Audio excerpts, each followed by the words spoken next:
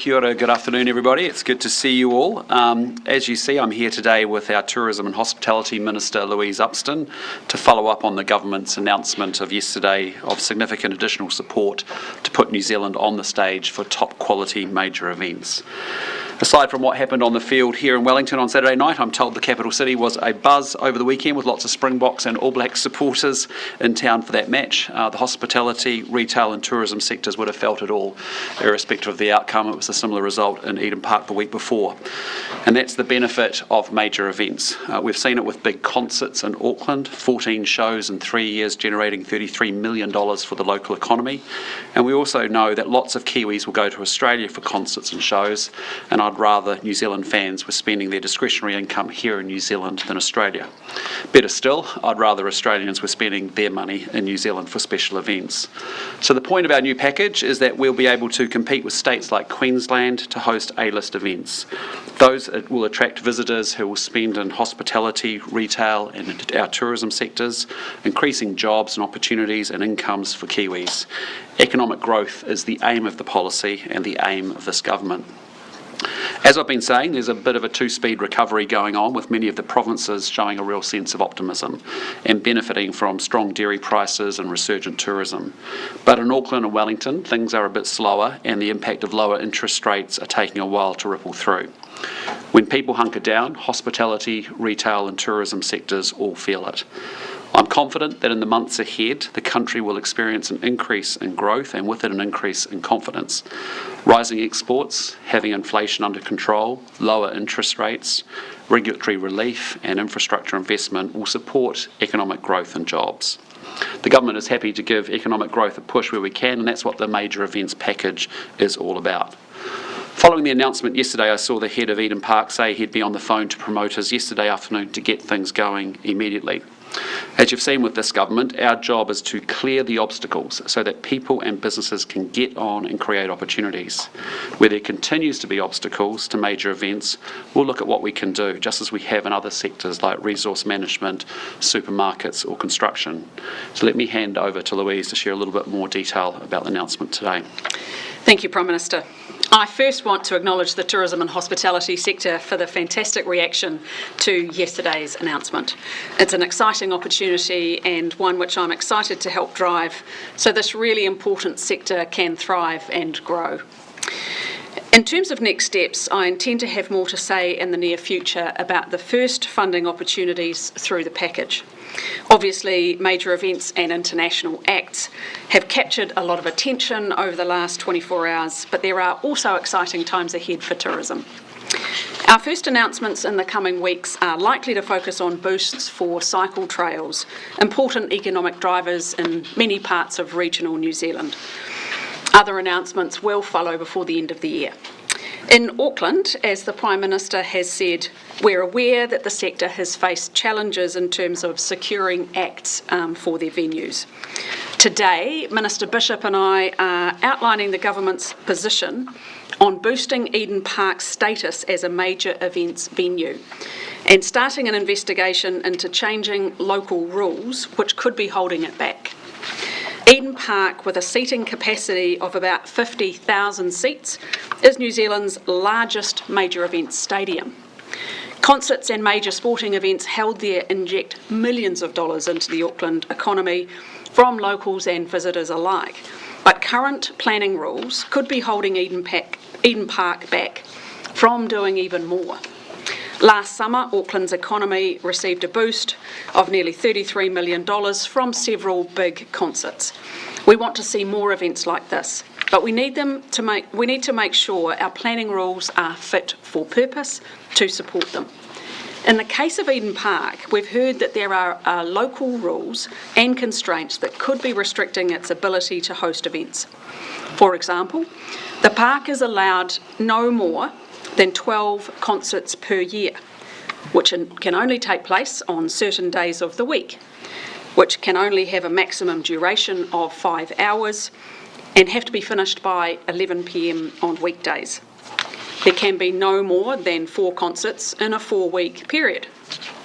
Sporting events face many barriers as well. The stadium is currently not allowed to host more than 25 nighttime sporting events per year. They can only be between 7:30 and 9:30 p.m. on weekdays, except for cricket, which can go until 10 p.m. Sporting events can't take place on Sunday evenings. And despite the stadium's huge capacity, conferences can't have more than 2,000 people. So we're announcing that Minister Bishop will lead an investigation into whether these rules around events at Eden Park are negatively impacting economic growth, with the potential to make direct changes to these rules if it is found that they are. This investigation will be conducted under the new regulation-making power in the Resource Management Act, recently passed into law through the Resource Management Consenting and Other System Changes Amendment Bill. Of course, there will be steps and safeguards associated with this investigation. The Minister must investigate the impacts of the provisions and whether specified statutory criteria are met, and produce a publicly available report. He would then report to Cabinet with the findings for a final decision on any changes to the Auckland Unitary Plan. Further details will be announced in the coming weeks. More broadly, we are genuinely excited about the opportunities ahead for New Zealand, for Auckland and for Eden Park, and we look forward to sharing these opportunities and the best of the Kiwi experience with the world. Back to you, Prime Minister. Well, thanks, Louise. I was reflecting yesterday and thinking that the proposition on infrastructure emerging in Auckland is pretty exciting. We're going to have an upgraded airport, a new cruise terminal, CRL, stronger transport links, certainly the International Convention Centre and Eden Park, hopefully with more flexibility to be able to do more events. The fact that we're spending more flexibly and a more competitive spend, actually going out there, hustling, hunting for these events and attractions to bring to New Zealand is really important. And then this work today to look at any process issues or settings that we can change in order to remove barriers or impediments to securing those events is actually very important. Look, why don't we take questions first and foremost around major events, and then we'll get to other general issues of the day. Sorry, Craig? One of the obstacles to events at Eden Park in the past has been complaints from residents, some of them quite high profile. What do you say to them? Well, there'll be a range of views, I imagine, amongst the resident community. I think, I've observed people who are also very happy to have those events that live in that area as well. So, there'll be a range of views. But look, what we're doing here is, under the new legislation, the new RMA Act, the Minister has powers to commence an investigation that will lead to a report that then is consulted on with the public and also with Council, and then Cabinet makes a decision. You got a fight with Helen Clark? Sorry? You got a fight with Helen Clark? Well, I'm sure Helen Clark has views on lots of many different things, as we see. But the bottom line is we are up for making sure we get economic growth. And let's just remember, Auckland's a city of 2 million people in New Zealand. Eden Park is a major 50,000 capacity event centre, essentially. And I don't want New Zealanders missing out on events and activity and economic growth that other states of Australia may get. And we don't want them getting that. Why do we have to go through that whole investigation? You sound pretty keen on making these changes. Why can't we just... Well, they're not predetermined. It's a question of, we've had, as Louise read out there, some things that look like, things that are impediments. We don't want to be in a situation where we're making, for example, if you want to bring a rugby league event to Eden Park to play back into the NRL in Australia, you're going to have to be able to kick that game off at 9:30 at night, not in order to make 7:30 TV rights. So, those are the sorts of things that, and we don't want to miss out on opportunity that would actually bring Australians to New Zealand to watch rugby league if there was an opportunity to do something like that. The process and why we gave the Minister powers under the new Resource Management Act is to actually officially launch what's called an investigation, generate a report, have consultation with the Council and with the public, but then it comes to Cabinet and Cabinet makes that decision. And that's because it's in the interests of New Zealand economically, either a national or regional interest to advance economic growth, and that's a good thing. This about this back in January. Sorry, hang on, just go to Benedict. You were talking about this back in January. You were calling on Auckland Council to change the rules so they could have more events there. Did nothing happen there? Is it why you're having to go down this route now? Or? No, in fairness, Auckland Council has expanded, as I said at the time, from 6 concerts, I think, a year up to 12 concerts a year. What we've done is we've done a major rethink ourselves to say, look, 15 years of an approach on major events has proved not to be as competitive as it needs to be. That's why we benchmarked our spending and our $70 million package against what we see in Queensland. But equally, also with the new RMA Act coming through, there are particular powers for the Zealand minister that he needs to exercise with caution and obviously appropriately to say, look, if there are regulatory settings being generated by local government that actually are getting in the way of us securing economic activity and growth, those are things that we're up for making sure that we make it as easy as possible. It's no different from our approach to what you've seen in supermarkets and the work that Nicola led around making sure that we've done everything we possibly can to make it as easy as possible, and that having hunted for an event internationally, having made the case for why it should come to New Zealand, then to lose it because we've got some local rule that actually stops that from happening, that's not really what we want to see. So Chris will launch the investigation. We'll get a good report out of all of that. We'll get a good engagement with the council. But as I said, the council's Wayne Brown's done his part by doubling the amount of concerts initially. If we think there's more to do, we'll have those conversations with them too. Would you personally like to see no caps at all on sports games or concerts? Just get rid of the cap altogether? There'll need to be some, but there is real inconsistency. I mean, Louise read out a laundry list of things that you just sort of sit there and go, okay, well, if I'm trying to win an event off out of somewhere in the world and get them turned on to New Zealand first and foremost, get them to understand the proposition that's here, why it's great that they bring it to this country rather than some other country, to have something like that get in the way of what's the definition of a nighttime event, which varies by sunset, as I understand it, in the local rules. All of those sorts of things are just they're things that we've done to ourselves that we just got to make sure they're common sense, that there's some flexibility there, and that they're things that don't preclude us from securing world-class events here in New Zealand. We have an international convention centre that's opening. We're going to have an Eden Park with 50,000 seat capacity. We've got money going into it like we haven't had before. We've got a team that's going to be really on the balls of their feet out there hunting and hustling for activities and events to bring to the country, and we don't want to lose it over poor process and poor regulatory settings. Minister Upston, a few months ago you said, quote, "We need to be realistic about whether concerts generate economic value for New Zealand. Some may generate an economic boost for the region, however overall the profit tends to go overseas." Have you changed your mind?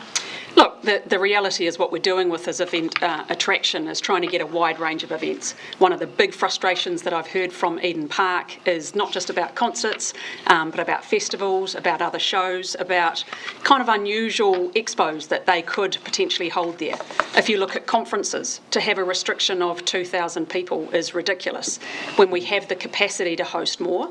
And when the NZICC opens, they will be absolutely going for conferences and conventions in the 3,000 sort of mark.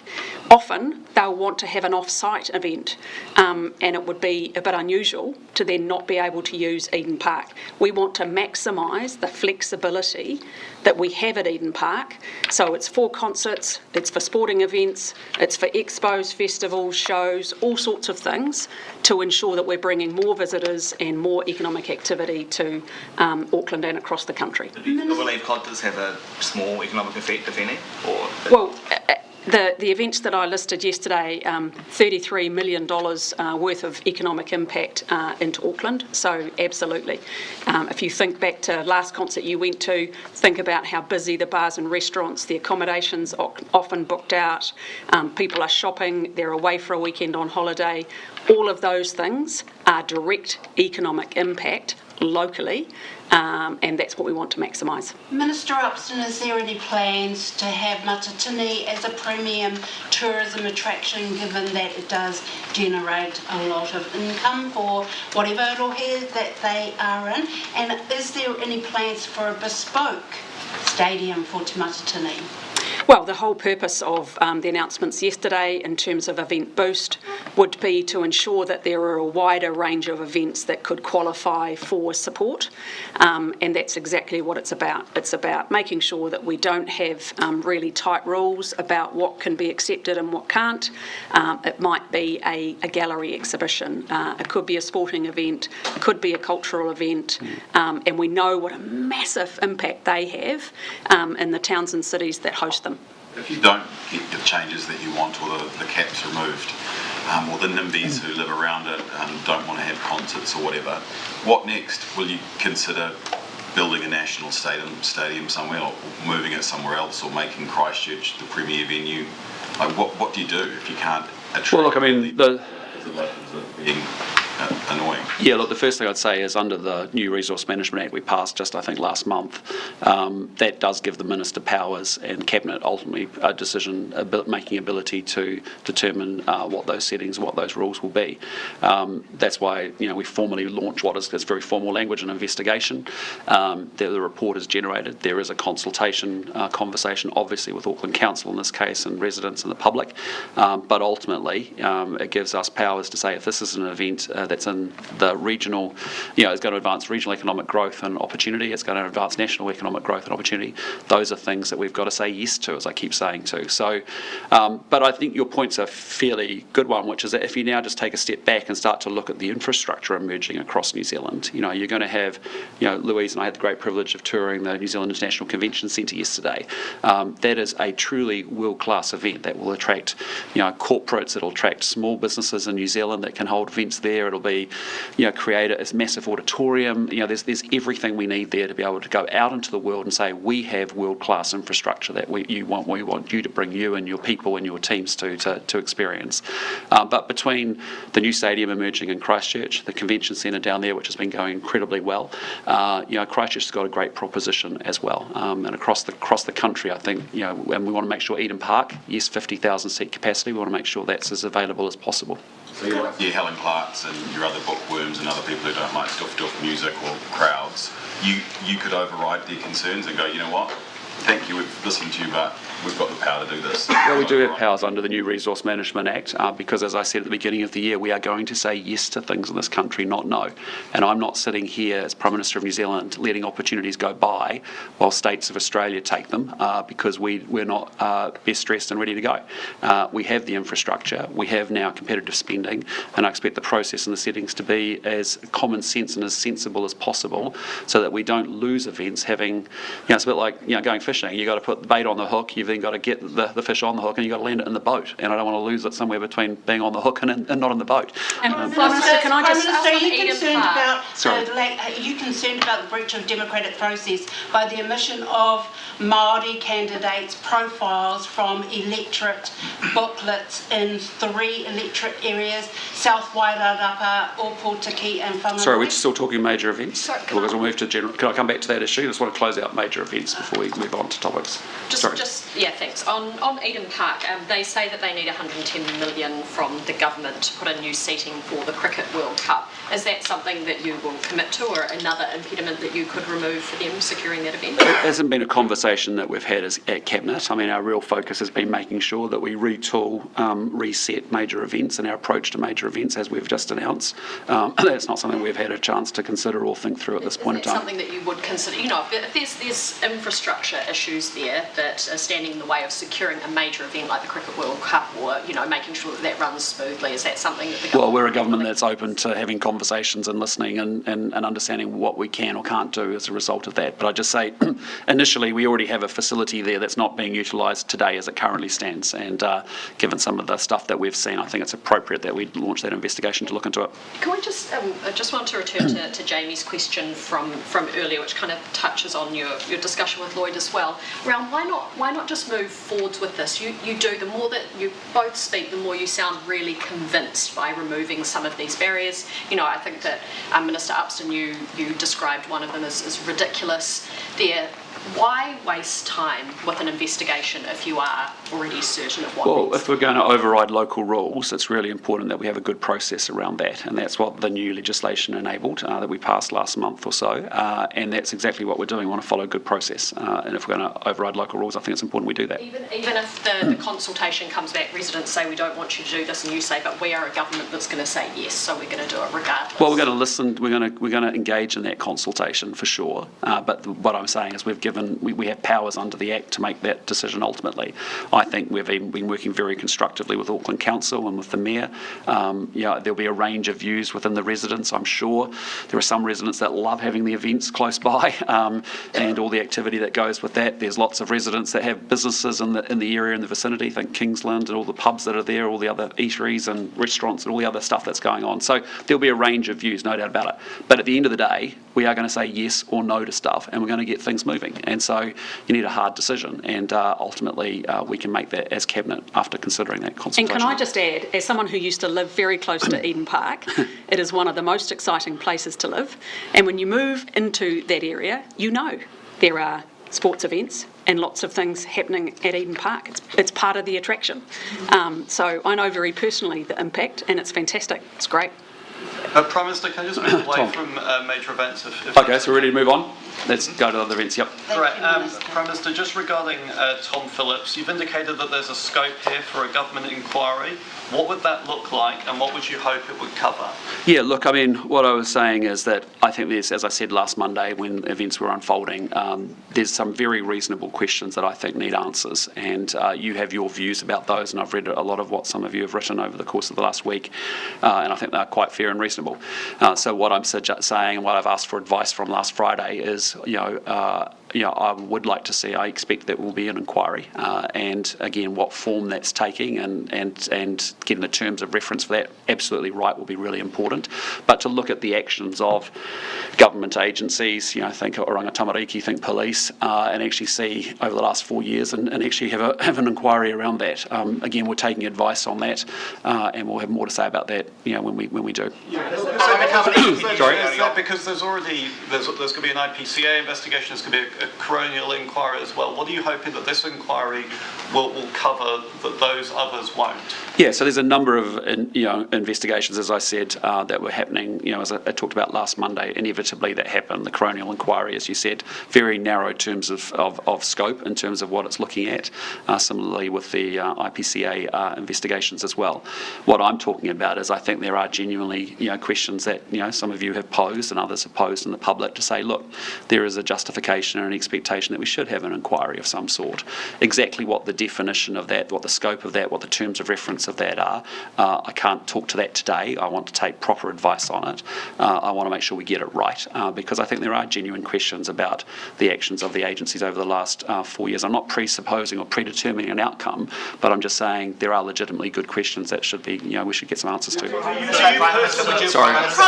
what about the omission of the Māori candidates from the electoral booklets, given that there's a referendum coming up around Māori wards? Have you asked the Minister? It's not something I've been briefed on. Could I ask that you direct your questions to Simon Watts, who's the local government minister? Of this country, and we've got a referendum coming up, and you're not across this issue. Do you not see that this is part of your responsibility as the leader of the country?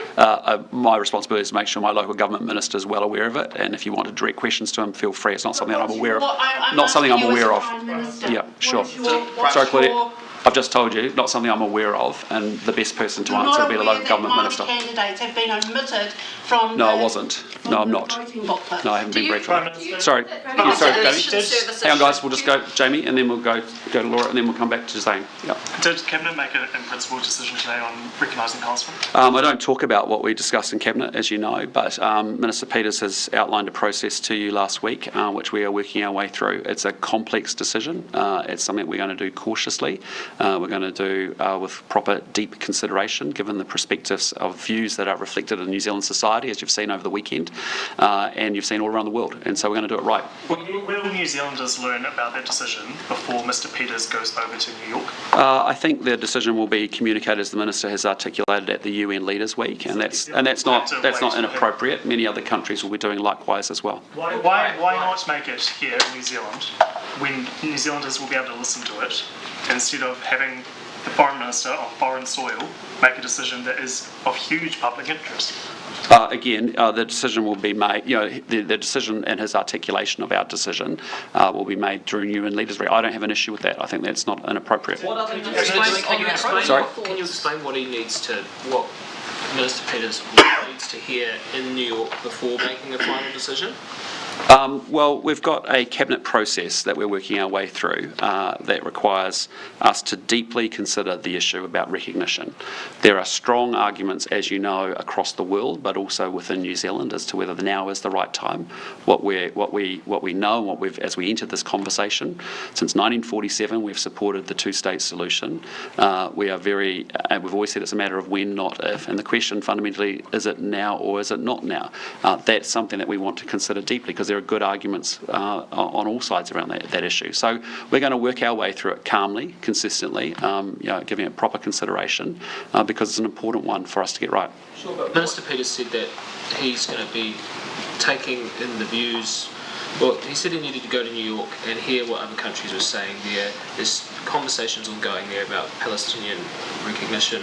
What is it that you want to hear from him when he goes over there, attends those meetings, in order to make that final determination? Well, we will have a cabinet position and a government position on this issue, and that's why we are working our way through it. We've foreshadowed to you that we have a process in play, and we need to be able to let that run its course. Peters going to New York and hearing about the issue from other countries at that meeting in New York. Do you know what it is that he's looking out for, that he wants to hear, in order to feed back to you?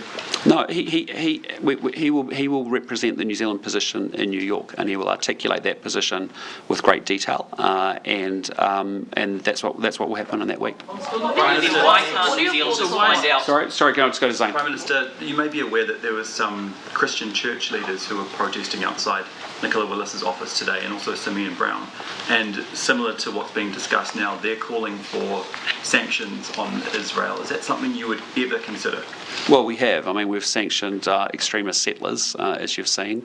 We have also sanctioned ministers in the Netanyahu government for extremist, unhelpful rhetoric as well, talking about extinguishing the two-state solution, which is the pathway by which we get peace in the region. So, you've seen us take action on that. Let's be clear, New Zealand has very little trade with Israel, has for a long period of time. We've had export controls in place, I think, since 2003 or something. So, where we see actions around extremist behaviour from settlers and or ministers, we're calling it out consistently, and we've been doing that over the course of this conflict. Irrespective of the issue around state recognition, the issue is about the conflict, which is fundamentally you have Hamas, which is a terrorist organisation. I, as Prime Minister, have deemed the whole of Hamas a terrorist organisation, as you know. What happened on October the 7th with 1,200 innocent civilians and 251 people held hostage is utterly unacceptable. They need to release those hostages. On the other hand, we've also been imploring Israel to make sure there is unfettered humanitarian access, which we haven't seen, not to continue with military action, making things worse, not better, and calling out for both parties in the region to get round and actually orchestrate a ceasefire to stop the bloodshed and the huge human catastrophe of suffering that is Gaza at the moment. So, that has been our consistent position through the course of this conflict. I appreciate we have a separate conversation around recognition as to whether it's now or later, but that is something we will work through in a very consistent sort of manner to do that issue properly. But in the intervening period, we continue to call out both Hamas and also Israel for their actions and hold them both accountable for that. How will you be marking it? I'm trying to use as much Māori as I possibly can. As you know, it's been a bit of a struggle. I had formal lessons later on in life. I haven't been able to keep those up with this job, but I have good advisors around me who try and encourage me to use words. I encourage Kiwis to do the same. Why didn't you go to the march this morning? It's just down the road. There were quite a few thousand people there, particularly Tamariki. Why couldn't you have gone down? Because we have something called cabinet today, but it sounded like it sounded like a great. Was there, Minister Potaka was great, there. Great, and it sounds like a great event. And celebrating 50 years of Māori Language Week is fantastic. So really support it. How do you think your government is contributing to the protection, promotion, and revitalisation of Te Reo Māori? Yeah, look, I'm really proud of the fact that we've prepared, teaching resources. When you think about structured literacy, structured numeracy curriculums, and Te Reo resources being made freely available. I'm proud of the record investment in Te Matatini, which has been a fantastic event, as Claudette alluded to before. And we encourage New Zealanders to embrace Te Reo. It's one of our official languages. It's a great treasure, and give it a go this week. On the Phillips inquiry. Sorry, hang on. Sorry, going to go to. So I'll come back to you, Jamie. Just sorry. On the Phillips inquiry. Yeah. Obviously, one of the big parts of it, you mentioned OT in the COPS, but the OT acts on New Zealand Advice and Family Court. Would any inquiry, in your vision, cover the family court, or would judicial independence make that impossible for you? It may well do, and that's one of the things that, as part of the advice that I would expect to receive as to how broad should it be, could it be, what is the interaction between the court and maybe the government agencies. That's something I'm open for, but in fairness, I just want to make sure I get good quality advice around the right way to approach it so that we can actually answer the questions that people have questions around. Did you consult any of the other ministers who might be involved before telling the media that an inquiry might happen? Yes, I spoke to Mark Mitchell last week, and I asked for the advice on Friday, from the officials as well. The advice coming from PMO, where's the advice coming from DPMC? Initially through DPMC, yep. Okay, last two questions. Sorry, Laura, and then I'll come back to Jamie. Yep. Thanks. On Palestine, Yep. I understand that you are still working through a cabinet process and a final decision has not been reached. Why do New Zealanders not deserve to know in the principal decision that cabinet has reached today? Because we're not doing that. We are working our way as a cabinet on a very serious issue and a topic that needs proper consideration. So we're not going to do that through the media. We're going to do that with our cabinet colleagues, actually considering all the perspectives, considering all the views, considering our engagements with others who have made decisions to recognise, not to recognise. That's all part of a big package of work that we've got. We will make our own independent decision around recognition, but it's important that we follow that process really clearly. And so the fact that we have signalled to you that we are in a process, other countries just come out and announce what their decision is without having foreshadowed that they are going through a process. We are doing that, but we need to do that in fairness as a cabinet. This process is all of your own making. You could come out today and tell us what in principle decision has been made. But I'd sooner tell you a final decision. When Cabinet has made a final decision, that's when you will know. You will know about a final decision. And there is no final decision made by Cabinet. No final decision made by Cabinet. When we have one, you'll be the first to know. Yep. Intelligence enough to say, here is the decision we have made based on the facts we have at the moment. If something changes, we reserve the right to change our minds. It's not a difficult argument to make to the public, is it?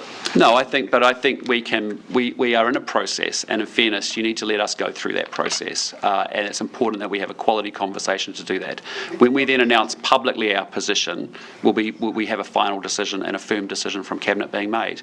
I think that's an entirely reasonable approach, and I think the Minister's actually leading us through that process, I think, incredibly well. Can you explain why New Zealanders have to wait until... Sorry, last question. Yep, sorry. Can you explain why New Zealanders have to wait until Winston Peters' speech at the United Nations before they find out what the government's final position is? Because that's about when the timings will come together for the UN Leaders Week. We've committed to making a decision at UN Leaders Week and articulating our decision and our rationale for our position, and that's when we will do it, at that point in time. Okay, team. Thanks so much. Okay, thanks so much. Is it about Winston Peters in the limelight?